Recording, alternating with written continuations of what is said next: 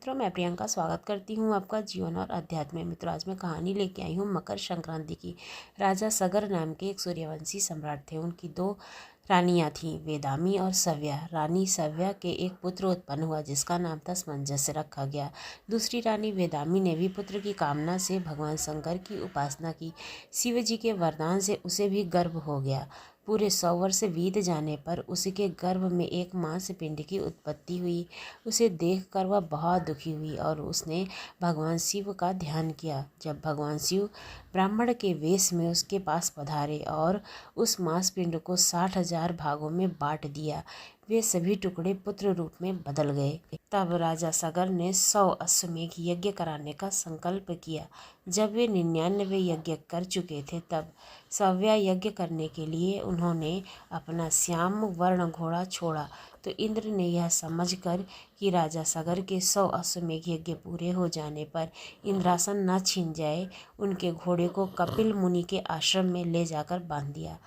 तात्पर्य ये था कि राजा सगर का कुल बहुत बड़ा होने से वह किसी ऋषि श्राप से ही नष्ट हो सकता था। कपिल मुनि सबसे श्रेष्ठ माने जाते थे और उनके तेज को सहने की सामर्थ्य किसी राजा में ना थी। राजा सगर के 60,000 तेजस्वी पुत्र घोड़े को खोजते कपिल मुनि के आश्रम तक पहुंच गए। अश्व को वहां देखकर उन्हें बड़ी ही प्रसन्नता हुई और वह मुनि को प्रणाम किए बिना उस अश्व को पकड़ने दौड़े। अपना ऐसा अनादर देखकर कपिल मुनि अत्यंत क्रोध में आ गए।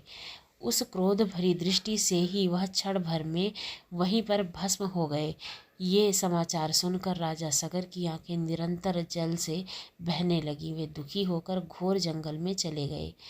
तब उनके पुत्र असमंजस ने अपने भाइयों के उद्धार के लिए एक लंबे समय तक तपस्या की, लेकिन अंत में वह भी काल को प्राप्त हुआ। उसके बाद असमंजस का पुत्र अंशुमान कपिल मुनि की बहुत सेवा करके उस यज्ञ अश्व को वापस लाया, जिससे राजा का यज्ञ पूर्ण हुआ। यज्ञ तो पूर्ण हो गया, लेकिन 60,000 कुमार भस्म हो गए थे।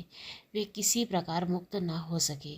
अंशुमान ने उन राजपुत्रों की मुक्ति का उपाय भी कपिल मुनि से पूछा।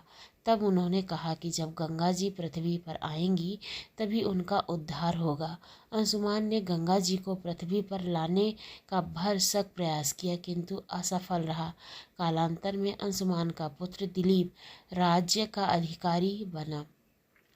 उसने भी पिता की आज्ञा मानकर गंगा को लाने के लिए बहुत तप किया, परंतु वह भी सफल ना हो सका। राजा दिलीप के पुत्र श्रद्धा रखने वाले भगीरथ भगवान के परम भक्त, विद्वान, श्रीहरि से अटूट गुणवान पुरुष थे। उन्होंने गंगा को धरती पर ले आने का निश्चय करके बहुत समय तक तपस्या की। तब शिव जी के साक्षात दर्शन उन्हें हुए। उनकी दिव्य झांकी पा करके भगीरथ ने उन्हें बार बार प्रणाम किया और स्तुति की।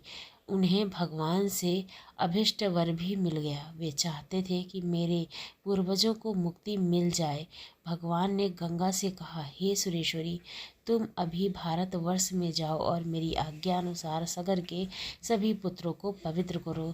तब भी गंगा जी ने धरती पर आना स्वीकार कर लिया।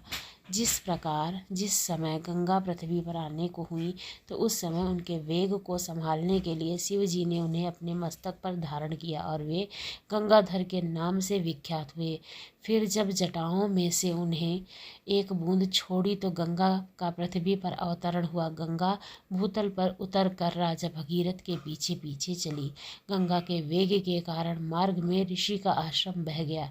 तब मुनि कुपित हो गए और सारी नदी का आचमन कर गए। तब फिर भागीरथ की आराधना से जब मुनि प्रसन्न हुए तो गंगा को अपनी जंघा से प्रकट किया। तब गंगा भागीरथी से जाह्नवी कहलाई।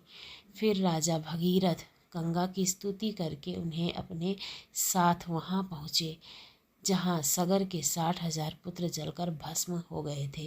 परम पवित्र गंगा जल का स्पर्श पाकर वे राजकुमार वैकुंठ को चले गए। भगीरथ अपने पूर्वजों को तार कर कृत्य कृत्य हो गए, जो कि राजा भगीरथ गंगा को पृथ्वी पर लाए। इसलिए गंगा को भागीरथी भी कहा जाता है। ये गंगा माता मकर संक्रांति के दिन धरती पर आई थी, इसलिए मकर संक्रांति के दिन गंगा स्नान का भी महत्व है। आपको ये जानकारी कैसी लगी?